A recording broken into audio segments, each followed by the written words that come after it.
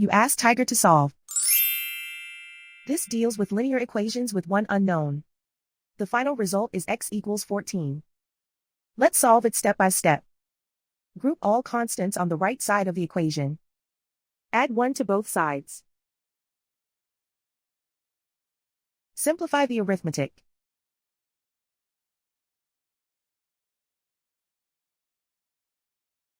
Isolate the x. Multiply both sides by inverse fraction 7/3. Group like terms. Multiply the coefficients. Simplify the fraction. Multiply the fractions.